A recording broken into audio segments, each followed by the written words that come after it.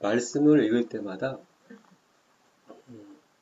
그리고 이제 주님 앞에 글쎄 표현하기가 쉽진 않은데, 주님께 조금이라도 더 가까이 갈수록 말씀이 정말 예수님 같아요. 말씀이 정말 예수님 같고, 그리고 예수님께서 지금 우리에게, 그리고 나에게 말씀하시는 것 같아요. 2000년 전에 제자들에게 하신 말씀이지만,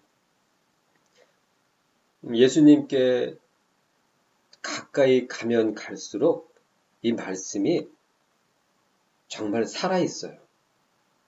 그리고 이 말씀이 정말 생명으로 지금 저에게, 우리에게 말씀하고 계신 것입니다.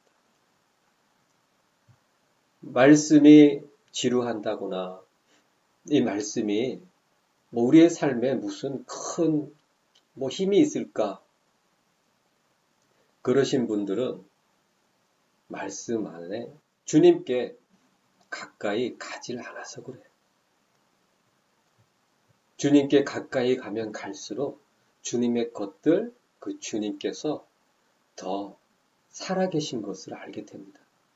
마치 그 쇠붙이가 자석에 가까이 가면 갈수록 그 자력, 그 당기는 힘, 붙이는 힘이 더욱 강하게 느껴질 수밖에 없는 것처럼 주님께 가까이 가면 갈수록 세상을 향한, 그리고 이 나라고 하는 악한 생각들은 점점점 희미해져 가고 오직 예수 그리스도, 그분의 말씀, 그분의 것들만이 우리 안에서 더욱더 힘을 얻게 되어 있어요. 주님께 가까이 가는 방법. 이 베드로에게는 주님께서 직접 찾아오셨어요. 찾아오셔가지고 그 배 위에서 말씀을 가르치시고, 주님께서 오시기도 하지만 또 주님께서 주신 말씀에 순종하는 삶을 살 때에 주님께 더욱 가까이 갈 수 있습니다. 그리고 기도하는 삶이 없이는 또한 이 말씀을 붙잡을 힘이 없어요. 기도하지 않고서는 죄를 이길 수가 없습니다. 지금 이 시대 현대교회의 교인들이 가장 약한 것이 무엇이냐면 성경적인 지식 많습니다. 교과서적인 이 성경 지식이 많지만 결국 그냥 교과서적인 지식으로 남을 수밖에 없는 그 이유가 무엇이냐면 기도하지 않기 때문에. 기도를 하더라도 세상에 구할 것, 세상에서 필요한 것, 자기 가정을 위해서 필요한 것, 자녀들을 위해서 필요한 것, 배우자를 위해서 필요한 것들, 즉 이 세상에서 자신과 관계되어진 사람들의 그 필요를 위해서 기도하는 것이 너무 많아요. 무언가 필요를 위해서 기도하는 것이 아니라, 제목이 있는 기도가 아니라, 표현하자면 제목이 없는 기도, 오직 예수님만을 구하고 예수님만을 향하는, 오직 예수님만을 바라보는 그러한 기도가 너무 없어요. 가끔 기도에 대해서 말씀을 전하고 싶을 때가 있지만 이렇게 생각을 할지라도 기도에 대해서 많이 할 얘기가 사실 떠오르질 않아요. 과거 오래전에는 기도에 대해서 얼마나 전문가가 되고 싶었어요. 기도에 관한 책들을 다 모아다가 읽고 책 한 권을 다 정리를 했습니다. 그런 다음에 제가 기도에 관한 책 10몇 권 정도를 구입한 다음에 거기서 다 읽어보고 거기에서 3, 4권을 딱 추렸어요. 그래가지고 이 4권 정도 됐던 것 같습니다. 그 4권 정도 됐던 기도에 관한 책을 다 정리를 합니다. 그리고 그 네 가지 정리한 것을 다 프린터로 뽑아가지고 비교하면서 막 공부를 했어요.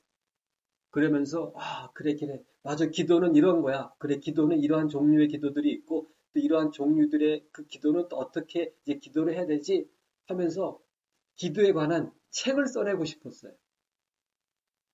하지만 지금 그 시간으로부터 거의 15년 정도 전에 얘기를 하고 있는 것입니다. 그런 시간이 흐르면서 기도에 관한 그 기도를 정리하기 위해서 분류해 놓은 기도의 종류가 너무 많다 보니까 정말 기도가 어떠한 것인지를 잃어버릴 수 있어요. 기도의 종류가 아무리 많을지라도 기도는 결국 하나입니다. 거기에서 만나야 돼요. 거기에서 만나야 돼야지 그것이 기도가 됩니다. 그 기도는 무엇이냐면 바로 주님을 구하는 것입니다. 세상에서의 어떤 기도 응답, 그것을 구하는 것이 아니고 예수님을 구하는 기도,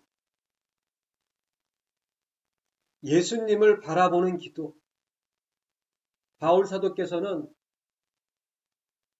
히브리서 12장 말씀을 통해서 믿음의 주요 또 온전케 하시는 이인 예수를 바라보자. 그것이 바울 사도의 기도였어요. 믿음의 주요 또 우리를 온전케 하시는 이인 예수님을 바라보자. 시편 기자는 하나님의 행사와 하나님께서 행하신 그 모든 일을 깊이 생각하자. 하나님, 그 모든 일을 행하신 그 하나님을 깊이 생각하며 묵상하며 또한 시편 기자는 하나님의 법이 나의 즐거움이 되지 아니하였으면 내가 고난 중에 멸망하였으리이다. 내가 주의 법을 어찌 그리 사랑하는지요. 내가 이를 종일 묵상하나이다. 내가 주의 법을 우리 주 여호와 하나님을 묵상함으로 바라봄으로 당신만을 구하기 때문에 당신께서 나에게 지혜를 주시기에 그 지혜가 나의 스승보다 나를 승하게 하고 나의 원수보다 나를 승하게 하십니다. 기도는 주님을 구하는 것입니다. 기도는 주님을 바라보는 것이고 기도는 주님을 바라는 것입니다.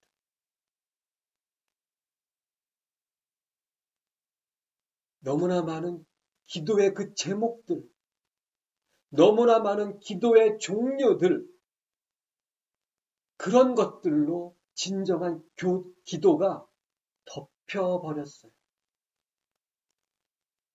천국이 밭에 감추인 보안인 것 같이 진정한 기도가 그러한 그 수많은 것들로 인해서 덮여버리는 바람에 감추어져 있어요. 신앙과 그 믿음이 기도 제목을 가지고 하나님 앞에 아주 그냥 끈기 있게 본인은 그것이 끈기고 그것이 열정이라고 생각할 수 있겠지만 제가 볼 때에는 집요함이에요. 집요하게 하나님 앞에 기도 제목 딱 올려놓고 하나님 앞에 막 구하는 겁니다. 응답해 주시옵소서. 그걸로도 부족하면 이제 금식기도 들어가는 겁니다. 마치 자해 공갈단처럼 하나님 앞에 금식하면서 이 기도 제목 정말 이번 사업 응답해 주셔야 합니다. 막 기도로 하나님 목을 조르는 것 같아요. 예수님은 그러한 우리들에게 이렇게 말씀을 하십니다. 깊은 곳으로 가자. 깊은 곳으로 가자. 예수님께서 베드로에게 그 말씀을 하셨어요. 베드로야, 깊은 곳으로 가서 그물을 던져라. 4절 말씀이에요.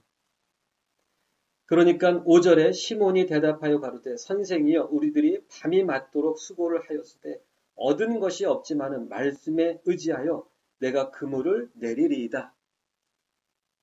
잘 아시는 것처럼 이 갈릴리 바다는 워낙 깨끗하기 때문에 낮에 그물을 던지면 이 물고기들이 약아가지고 물이 깨끗하기 때문에 그물이 탁 내려오는 것을 보면서 다 도망칩니다. 그래서 이 갈릴리의 그 어부들은 그물을 밤에 던져요. 그리고 깊은 곳에서 그물을 던지면 보이지 않을지라도 그 소리를 듣고 물고기들이 다 도망가기 때문에 얕은 곳에서 그리고 밤에 그물을 던지는 것이 아주 기본적인 어부의 그 노하우입니다. 그런데 지금 여기에서 예수님께서 대낮에 그리고 깊은 곳으로 가서 그물을 던져라 하고 이 말씀은 어부인 베드로나 안드레나 요한이나 야고보에게는 이건 뭐 어이없는 이야기입니다. 말이 안 되는 이야기예요. 하지만 이 베드로가 그렇게 수고하였고 지친 몸이지만 말씀에 의지하여 그물을 던졌을 때에 그물이 찢어질 정도로 그 물고기가 잡혔어요. 우리는 하나님 앞에 자기가 원하는 것을 놓고 기도하는 그 기도가 응답되어질 때 너무나 기뻐합니다. 너무나 좋아합니다. 그것만큼 좋은 게 없어요. 하지만 정말 하나님께서는 주고 싶으신 게 있는 거예요. 그렇게 이 기도 제목을 응답해달라고 심지어는 금식까지 하면서 부르짖는 그 사람을 향하여 정말 하나님이 주고 싶은 게 있어요. 하나님이 응답하고 싶은 것은 무엇이냐면 응답하지 않는 것이. 우리는 응답받기를 원하고 하나님께서 주고 싶은 응답은 응답하지 않는 거예요. 응답이 없을지라도 하나님을 더욱 구하고 응답이 없을지라도 하나님을 향한 그 마음에 변함이 없고 응답이 없을지라도 하나님 앞에 범사에 감사하고 항상 기뻐하고 쉬지 않고 기도하는 그 모습을 만들고 싶으신 거예요. 바로 그것이 아들의 형상이기 때문에. 8절에 시몬 베드로가 이를 보고 예수의 무릎 앞에 엎드려 가로되 주여 나를 떠나소서 나는 죄인입니다. 이 말씀에 우리 주님께서는 이 말씀을 통해서 어찌 보면 우리에게 두 가지 복을 제시하고 계시는 거예요. 첫 번째 복은 무엇이냐면 그물이 찢어질 정도로 엄청난 물고기가 잡혀지는 그 복. 그리고 두 번째 복은 회개입니다. 베드로가 이렇게 고백했어요. 나는 죄인입니다. 자, 두 가지 복이 있어요. 그물이 찢어질 정도로 엄청난 그 물질의 복.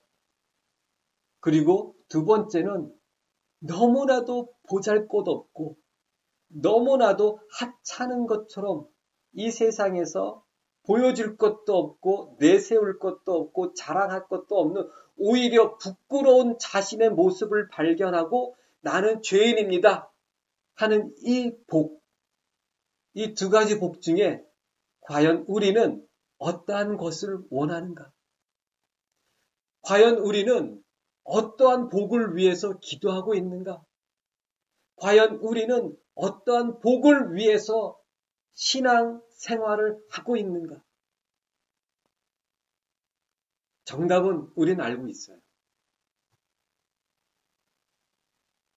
많은 사람들이, 대부분의 사람들이 이 그물의 축복을 원할 거예요. 대부분의 많은 목사님들이 이 그물의 엄청난 이 재정적인 축복을 위해서 설교를 할 것입니다. 자, 하나님 말씀에 우리 주 예수 그리스도의 그 말씀에 순종하고 의지하였더니 이 베드로를 보십시오. 이렇게 엄청난 축복을 주셨지 않습니까? 여러분 말씀에 순종하고 그리고 이 단에서 선포되어지는 이 목사의 그 선포에 하나님 말씀에 순종하시고 교회 생활에 충성 복종 하시고 그리고 작정하신 하나님의 그 11조 절대 떼먹으면 안 됩니다. 자, 11조 정말 항상 내시고 그러면 보십시오. 베드로에게 이렇게 엄청난 그물이 찢어질 정도의 축복을 하신 것처럼 여러분들 삶에도 하나님께서 그물이 찢어질 정도로 축복하실 것입니다. 그러면 막 성도들은 아멘 하면서 막 사람이 원하는 복은 그거예요. 하지만 예수님께서 이 베드로에게 주시는 복은 무엇이냐면 바로 그 모습입니다. 나는 죄인입니다. 하나님께서 성령님을 보내시고 그 성령님을 통해서 은사를 통해서 여러 가지 기적과 초자연적인 역사들이 일어나는 것을 보면서 너 잘났다가 아니라 하나님 당신은 살아계십니다. 말씀에 비추어 보니 저는 죄인입니다. 그걸 원하시는 거예요. 요한복음 14장에 보게 되면 하나님께서 우리 주 예수님께서 그 성령님을 보내시는 그 이유가 죄에 대하여 책망하시기 위해서. 성령님이 오시면 자연스럽게 은사들이 나타나요. 하지만 그 성령님이 오신 성령님을 주신 정말 중요한 그 이유와 목적은 네 안에 있는 그 죄를 드러내시기 위해서 그 죄를 책망하시기 위해서요. 세상적인 복에 눈이 먼 사람들 어떤 목사님의 말씀처럼 정말 이 현대교회 대부분의 교인들이 이 복에 미쳐 있다고 하신 것처럼 정말 그 복에 눈이 멀고 중독되어지고 미쳐 있는 사람들에게는 이 그물만 보이는 거예요. 그물만 보이고 그 그물에 대한 말씀을 주신 주님을 보질 않는 거예요.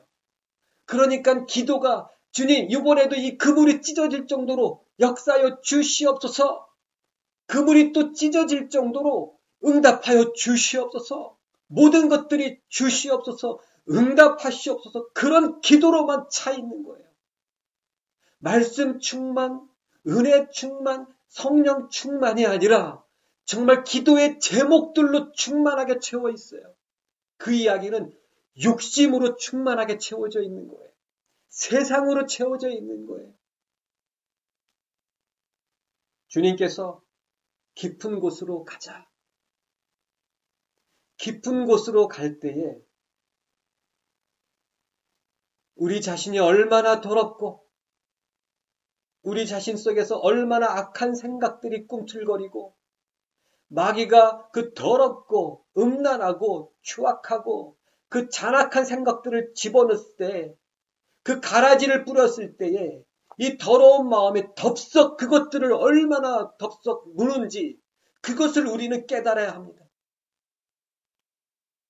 우리 안에는 깨끗한 게 없어요. 우리 안에는 선한 것이 없어요. 그렇기 때문에 말씀 붙잡지 않으면 우리는 그냥 죽은 목숨입니다. 우리 안에 말씀이 세워지지 않으면 우리는 죽은 목숨이에요. 어떻게 마귀를 이겨요? 이 안에 마귀 생각들로 가득 차 있는데 마귀 욕심으로 가득 차 있는데 어떻게 마귀를 이길 수가 있겠어요? 마귀가 오면 기뻐하는 거예요. 이 마귀가 그 광명의 천사로 정말 그 우리의 세상의 문제를 해결해 줄 수 있는 광명의 천사로 막 가정에서 나타나면 이 욕심 때문에 그 마귀가 광명의 천사로 가정에서 왔기 때문에 정말 하나님처럼 여겨지는 거예요. 나의 문제, 나의 기도 응답들을 응답해 주시는 여호와 하나님이신가 보다. 그 욕심은 하나님도 아니고 마귀도 아니고 하여튼 둘 중에 하나든 자기 욕심을 채워주는 게 하나님인 거예요. 그리고 그 하나님을 따라가는 겁니다. 다른 하나님, 말씀이 없으면 우리는 죽은 목숨. 요한복음 3장에 예수님께서 독생자의 이름을 믿지 아니함으로 너희는 벌써 심판을 받은 것이니라 이렇게 말씀하고 계세요. 말씀이 없으면 이미 지옥인 거예요. 말씀이 우리 안에서 세워져 있지 않으면, 우리가 이 말씀을 붙잡지 않으면 우리는 이미 지옥이에요. 두 가지 복이 있어요. 그물이 찢어지는 복이 있고 내가 죄인입니다. 그것을 깨닫는 복이 있어요. 과연 어떠한 복을 원하고 계십니까? 과연 어떠한 복을 위해서 기도할 것입니까? 저는 이렇게 기도합니다. 그리고 앞으로도 그렇게 기도할 거예요. 주님으로 저를 비춰주심으로 제가 얼마나 더럽고 얼마나 악하고 얼마나 추악한지 더 깨닫게 하여 주시옵소서. 속이고 거짓말하고 음란하고 잔악한 것들은 너무나 당연한 죄예요. 주님 앞에 더 가까이 가면 갈수록 이 죄가 얼마나 죄된 것인가를 깨달을수록 그러한 것들은 너무나 당연한 것입니다. 그러한 죄들은 그냥 드러나는 죄예요. 정말 무서운 죄가 무엇이냐면 내가 혹시 오늘을 내 생각대로만 말을 하지 않았나? 누군가 대화할 때에도, 말씀을 전할 때에도, 기도할 때에도 주님, 제가 혹시 제 생각대로만 말하지 않았을까요? 용서해 주시옵소서. 누군가 대화할 때에도 하나님, 제가 혹시 그때 온전히 사랑하는 마음으로 말하지 못했던 것 같습니다. 정말 그런 게 두려운 거예요. 말 하나, 눈빛 하나, 내 마음에서 생각하는 것 하나하나가 뭔가 내 것으로, 내 생각으로, 사랑으로 하지 못했을까봐 그게 막 두려운 거예요. 하나님이 그만큼 두려운 거예요. 이 세상에서 가장 두려운 존재가 누군지 아십니까? 저는 이렇게 생각합니다. 가장 사랑하는 존재가 가장 두려운 존재예요. 왜? 너무 사랑합니다. 저는 예수님이 제일 무서워요. 저는 예수님이 제일 무섭습니다.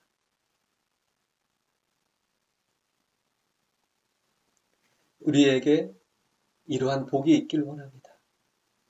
우리의 모습이 세상 가치관과 비춰지는 것도 아니고 세상 윤리, 도덕, 그런 것에 비춰지는 것도 아니고 주님께 비춰지길 정말 원합니다. 그것은 말씀입니다.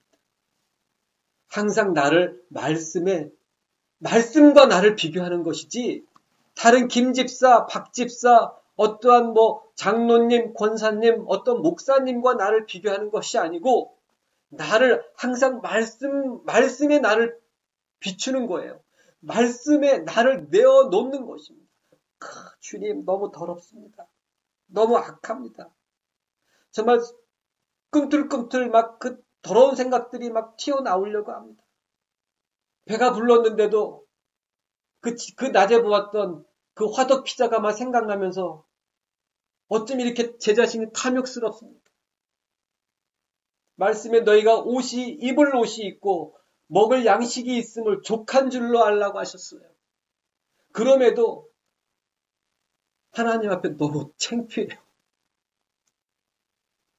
말씀이 정말 나의 성품이 정말 되길 원할 뿐입니다. 어떻게 해야 말씀으로 더욱 살까? 어떻게 해야 나의 모든 마음이 말씀으로 성품이 될까? 그것이 저의 고민이고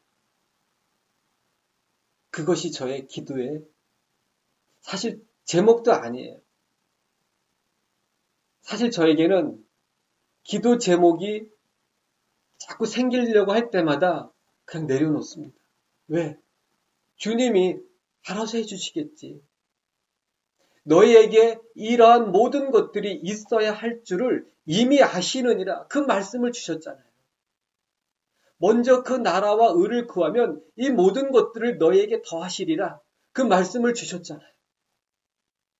저는 그래서 그냥 주님 바라보며 주님 생각하며 주님을 향하며 이 말씀으로 내 마음을 채우고 이 말씀이 나의 성품이 될 때까지 이 말씀으로 나를 두들기고 나를 막 그냥 거기에 복종시키고 그 작업이에요. 그것이 저의 신앙이고 그것이 저의 삶이고 그것이 저의 기도입니다. 1시간이든 2시간이든 3시간이든 계속 주님만 바라보는 거예요. 주님 안에서 말씀을 묵상할 때도 있지만 계속 주님만 바라보며 주님을 생각하고 나의 모든 생각을 사로잡아 그리스도께 복종하는 그 기도를 할 뿐이에요. 왜? 왜냐하면 주님 닮고 싶고 주님으로 채우고 싶고 주님 마음이 주님의 말씀이 내 마음이고 내 성품이 되길 원하기 때문입니다. 그거예요. 그것이 제 인생의 소원이고 제 인생의 소망이에요. 여러분들은 어떠한 소망과 어떠한 소원을 선택하실 겁니까? 그물의 축복입니까? 아니면 나는 죄인이니까 그런 축복입니까?